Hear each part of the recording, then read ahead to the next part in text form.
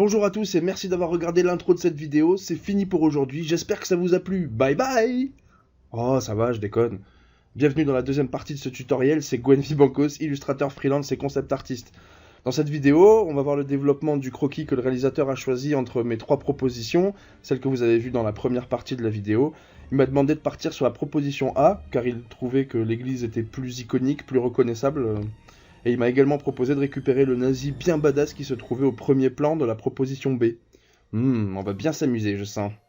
Je vais donc développer tout ça, compiler les éléments que le réalisateur m'a demandé de compiler et commencer à poser quelques couleurs rapidement. Dans cette étape de création, c'est aussi le moment d'améliorer la composition, la perspective et les valeurs, pour parfaire un maximum notre peinture dans le temps imparti par le budget et livrer le meilleur concept art possible. Bon, allez, trêve de glagla parce qu'aujourd'hui on se les pèle. C'est parti, mon kiki. Hi dudes. Are you ready to continue the mission? Bon alors ouais, il va s'en passer des choses dans cette vidéo, vous allez voir. Donc comme je l'ai dit dans l'intro, hop, on continue ce dessin. Donc le réalisateur a choisi la proposition A, comme je vous ai dit dans l'intro. Donc on prend cette proposition, il aimait mieux parce que c'était plus iconique, on reconnaissait mieux l'aspect église tout de suite, tout ça. Et il m'a demandé de récupérer le nazi de la version B, le nazi de premier plan, qu'il trouvait très sympa, donc je vais m'en servir pour cacher le général, parce qu'il n'en avait pas spécialement envie non plus du général. Mais c'est pas grave, c'est ça, les croquis, c'est ce côté un peu premier jet, spontanéité, en fonction du débrief qu'on a eu, on balance un peu ce qu'on a en tête. Donc aucun souci sur le fait de repeindre par-dessus le général pour y placer l'autre nazi. Vous voyez, c'est facile de repeindre par-dessus les choses. Je vais quand même garder beaucoup de calque sur cette version parce que ça reste quand même un travail professionnel, donc j'ai envie de pouvoir bouger les éléments de l'image très facilement. Et puis voilà, l'étape du croquis, c'était vraiment de jeter un peu les idées. Et là, maintenant, dans cette section, on va commencer à peaufiner les idées, à améliorer la composition, à vraiment commencer à analyser un peu le dessin et trouver des façons de l'améliorer. Donc là voilà, je sors des images de référence, je les ai droppées à côté de mon tableau, enfin de mon fichier, comme ça vous pouvez voir un peu les images de référence que j'ai chopées, je trouvais ça plus sympa. D'habitude je les mets sur mon deuxième écran de gauche, mais là pour cette vidéo, tiens, je me suis dit que ce serait sympa que vous voyez les références et comme ça vous voyez un peu comment utiliser ça, comment le réinterpréter, comment s'inspirer. Donc voilà, là on va vraiment peaufiner l'image dans ce sens là, ça veut dire commencer à y mettre plus d'analyse et de technique, ça veut dire par exemple je vais commencer à bosser vraiment la composition, je vais sortir la règle des tiers pour vérifier un peu voilà, si l'image est équilibrée, tout ça. Je vais commencer à poser des lignes de perspective aussi pour l'église. Pareil, l'église, je l'ai beaucoup jeté dans la version croquis, c'était vraiment du brouillon. Donc là, je vais poser des lignes de perspective claires pour commencer à améliorer la perspective de l'église, parce que comme vous voyez, enfin moi je le remarque là, le toit justement, là où il y a le trou et tout dans le toit est pas vraiment positionné dans la bonne direction au niveau perspective. Il y a encore des petits soucis parce que c'était le côté jeté du croquis. Donc là je suis en train d'améliorer un peu les nazis parce qu'en fait donc le réalisateur ne voulait pas qu'ils soient armés, il voulait qu'ils aient des espèces de griffes un peu à la Freddy, donc je vais améliorer ça, ça fait partie de ses volontés, donc je vais les améliorer. Et il voulait aussi qu'ils aient une position assez statique pour que justement ils fassent plus peur, parce qu'ils sont juste posés là d'une manière statique devant cette église et on ne sait pas ce qu'ils veulent.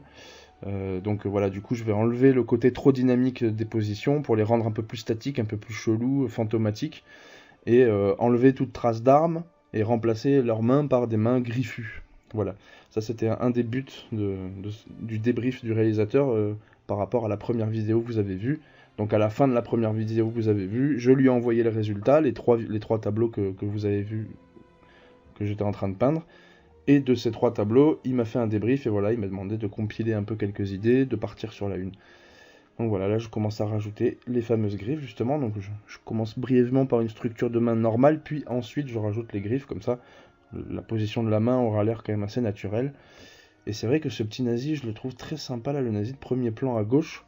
Il rajoute de l'intérêt à l'image, je trouve, avec ses griffes en plus, là ça lui donne un côté encore plus étrange, où on se rend compte qu'on n'est pas en présence de nazis conventionnels de l'histoire, quoi, qui ont l'air un peu bizarres, avec, comme je le disais dans la première vidéo, ces influences à la Hellboy, Iron Sky, Glorious Bastard, enfin un mélange un peu entre tout ça.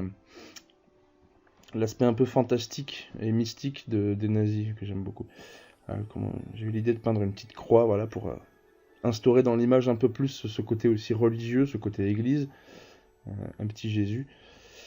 Et ouais, alors il va se passer beaucoup de choses donc comme je disais dans cette image, parce que justement au niveau composition, je trouvais qu'il y avait encore quelques soucis, dans le sens où l'église est un peu trop centrée. Et c'est vrai que bon, les compositions centrées, il n'y a rien de plus ennuyant dans la vie, dans le dessin, dans l'illustration, tout ça. Donc je vais essayer d'améliorer un peu ça, et justement avec la règle des tiers qu'on verra plus tard, je vais tracer comme ça des traits pour couper le tableau en plusieurs tiers. Et il y a des endroits du coup comme ça où on peut placer les éléments, où ça va les rendre un peu plus harmonieux, ça va équilibrer un peu l'image. Et là vous voyez l'église est beaucoup trop au centre à mon sens. Voilà, donc là on vient de voir d'ailleurs les lignes de la règle des tiers. Hop, je rajoute un peu quelques personnages machin. Là, vous avez vu, là je contrôle les valeurs aussi, justement là les petits personnages étaient un peu trop foncés, je les ai éclaircis pour la perspective atmosphérique. Là voilà, je suis en train de retravailler la composition, les traits verts, donc c'est les fameux traits qui coupent le tableau en plusieurs tiers, et c'est bien d'arriver à faire correspondre à peu près certains éléments de l'image sur ces lignes verticales qui correspondent aux tiers. Ça rend l'image souvent plus harmonieuse, donc j'ai eu envie d'essayer de déplacer un petit peu l'église. Je suis un peu limité en place, donc j'ai pas pu la déplacer beaucoup dans l'image, pour la décentrer un peu, pour essayer de rendre justement cette image plus intéressante. Je trouvais que c'était vraiment trop ennuyant en centré. Donc là je repeins un peu le ciel derrière, parce que bon, je pouvais pas tout prendre au niveau copier-coller. Là je fais ressortir ce petit nazi que j'aimais bien aussi pour qu'il reste dans l'image, qu'il soit pas recouvert par l'église. Je contrôle un peu les valeurs parce qu'elle est un peu trop sombre encore. Il faut quand même qu'on voit qu'elle est en profondeur dans l'image, qu'elle est plus loin dans l'image que certains nazis, pour faire ressortir les plans. Là j'essaye un petit chemin, mais ça fonctionne pas très bien, donc je vais le laisser tomber.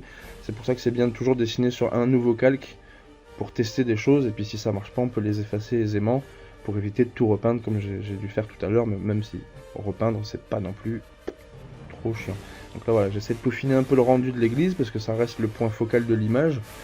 Donc il faut quand même que ce soit un minimum détaillé, sympathique à regarder. Voilà, le toit, donc c'est un avion qui s'est craché sur le toit, et qui est encore dans l'église. Quand j'aurai à faire l'intérieur de l'église, je vais devoir représenter ce vieil avion, ce biplan allemand à l'intérieur, c'est sympa.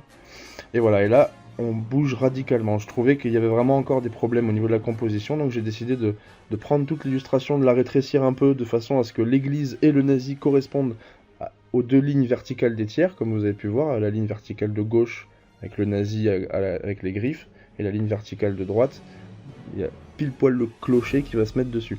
Et du coup j'ai juste à repeindre voilà, les zones de l'image. J'ai dupliqué l'image pour qu'il y ait quand même encore les valeurs, pour pouvoir choper les valeurs à la pipette assez aisément et pas avoir à tout repeindre comme ça, pour économiser un petit peu de temps.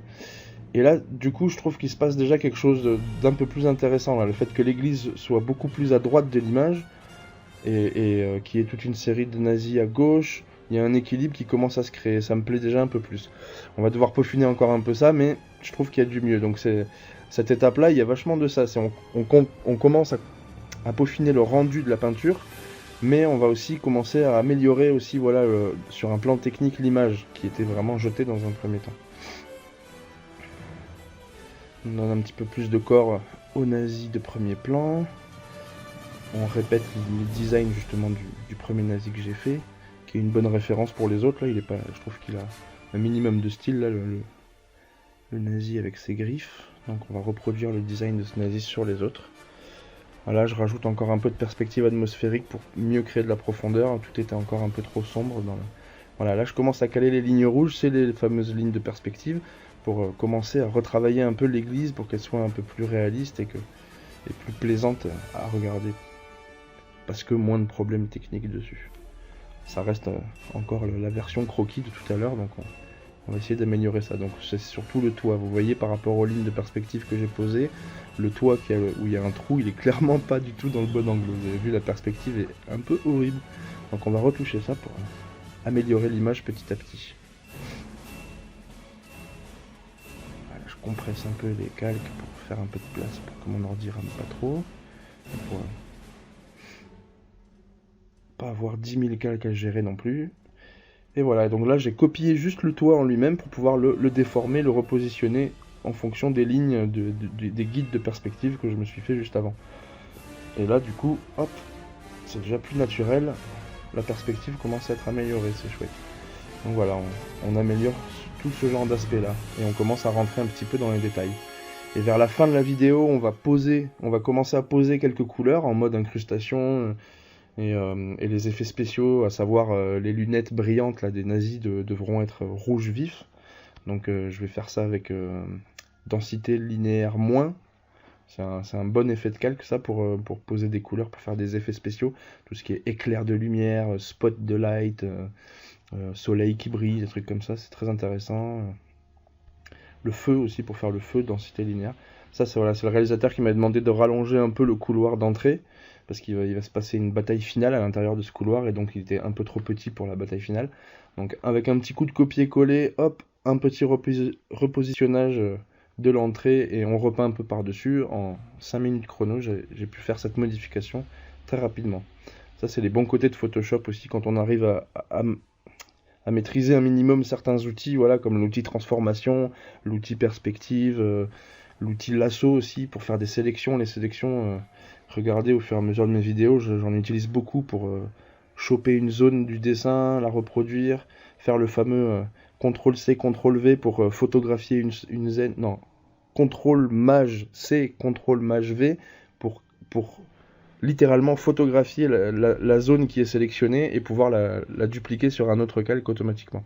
Donc là, ouais, j'ai copié-collé une des bouteilles de gaz qu'avait le premier nazi, enfin d'oxygène plutôt, j'imagine ils se nourrissent pas au gaz quand même, pour justement reproduire un peu ça sur les autres nazis. Et en même temps, j'en ai profité pour améliorer un peu le rendu, parce que c'était encore un peu trop en croquis.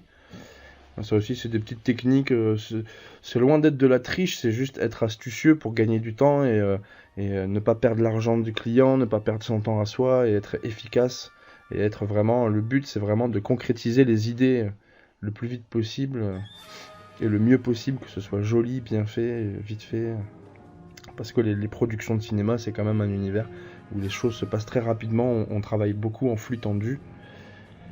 Donc c'est bien de savoir travailler rapidement, de savoir rebondir. Et là, c'est vrai que je trouve que il y a eu quand même une grosse amélioration au niveau composition. Vous voyez, je revérifie avec la règle des tiers. C'est beaucoup plus harmonieux, c'est pas encore parfait. Hein. Puis avec les couleurs, on verra, ça rajoutera peut-être d'autres aspects. Mais ça s'améliore grandement là. Le fait d'avoir fait attention à la perspective, d'avoir fait attention aux valeurs aussi de l'image, voilà, de maîtriser les valeurs, les contrastes, et le fait de vérifier la perspective et de vérifier la composition, on a pu drastiquement améliorer facilement en plus, parce que c'est les règles fondamentales du dessin, tout ça quoi. Et donc dès qu'on maîtrise un minimum ces règles, on arrive à justement améliorer un croquis comme ça qui a été fait rapidement. Parce que sur la première vidéo, les 3 croquis, ils ont été faits chacun en 25 minutes, une demi-heure, ou 1 heure je pense maximum, ouais je pense c'est ça. 1 heure maximum, ouais. Ça m'a pris 3 heures pour faire 3 croquis, 3 peintures en même temps. Voilà, donc là je suis quand même très content de la tournure que ça commence à prendre avec cette amélioration. Je trouve qu'il y a encore un peu de déséquilibre justement. Bon, maintenant que j'ai retourné l'image, excusez-moi, il faut que je vous explique ça. J'ai fait un miroir avec l'image pour avoir un regard un peu neuf sur ce dessin. C'est une pratique qui se fait beaucoup. C'est issu du traditionnel où on regardait notre propre peinture ou notre propre dessin au crayon à travers un miroir pour voir la version retournée. Et du coup, on n'est pas habitué à voir notre image dans ce sens-là. Donc, dès qu'il y aura des fautes, des erreurs de perspective, des erreurs de composition, elles vont sauter au visage une fois qu'on aura fait l'effet miroir. Là, je récupère la croix parce que justement, j'ai voulu rajouter quelques nazis aussi sur le côté droit que je trouvais encore un peu trop vide, c'est déséquilibré, mais j'aimais bien l'idée de cette croix plantée dans le sol qui venait rajouter un peu à l'imagerie chrétienne, tout ça, du lieu. Et vu que les nazis sont un peu démoniaques, ça donne comme ça ce contraste entre anges et démons, chrétienté, satanisme, je sais pas quoi, enfin... Et non, ils sont pas satanistes, mais ils sont un peu démoniaques, mystérieux, mystiques, quoi. Et donc, j'ai récupéré la croix, pareil, à coup de copier-coller, sélection de la croix, CTRL-C, CTRL-V, on récupère la croix, on la repositionne où on veut. Et vous avez vu, j'ai dû un peu maîtriser justement les valeurs en faisant les réglages des niveaux pour que les valeurs soient en adéquation avec la distance à laquelle ils se trouvent de la caméra. Ah, je pose quelques ombres aussi sur l'église pour peaufiner. Vous avez vu là, j'ai comparé un peu comment c'était avant la composition et comment c'était maintenant, et c'est quand même beaucoup mieux, je trouve. Donc on commence à poser rapidement les couleurs, c'est bientôt la fin de cette partie. Il y aura donc une dernière partie où on va continuer à peaufiner les couleurs, parce qu'on peut pas juste poser les couleurs comme ça rapidement, il faut quand même retravailler un peu derrière. Donc, et on va peaufiner encore 2-3 idées dont justement le réalisateur n'a pas spécialement aimé le fait que j'ai rajouté des nazis à droite, il préférait que ce soit plus dégagé, donc je vais améliorer ça dans la dernière partie, et donc là la peinture sera entièrement terminée et prête à être exploitée pour le film, etc. Donc voilà, on a posé un peu un bleu nuit, on essaye de mettre un peu de vert pour l'herbe, mais ça ressort pas bien, donc j'ai laissé tomber, parce que de toute façon le côté uni bleu nuit c'est quand même pas mal, hein. Voilà, donc là je rajoute la luminosité des lunettes avec le mode densité linéaire moins au niveau des effets de calque, et un rouge assez saturé. Et ça va donner comme ça vraiment un aspect, il faut le faire très doucement avec une opacité de pinceau assez douce, genre entre 20 et 50% maximum, densité linéaire moins parce que ça agit très puissamment, il faut faire très doucement. Je rajoute quelques nuances de couleur dans le bleu, un peu de violacé et tout pour le rendre un peu plus réaliste, intéressant. J'ai quand même préféré tirer le bleu nuit vers un bleu un peu violacé parce que je trouvais que ça donnait une atmosphère plus creepy, plus film d'horreur, un peu oppressante. Et plus tard, voilà, là avec le contrôle, c'est la balance des couleurs, cette fenêtre. Je vais maîtriser un peu les couleurs pour justement faire ressortir une couleur chaude dans la nuit. Ça veut dire ce côté rosé qu'il y a au niveau de l'église, pour créer un contraste aussi entre le bleu nuit. Déjà les lunettes aussi des nazis donnent un fort accent rouge, un fort accent de couleur chaude, alors que le bleu nuit est une couleur froide. Et j'ai voulu réincorporer ce rosé qui rappelle aussi le rouge des lunettes. Et voilà, on a terminé cette étape du développement.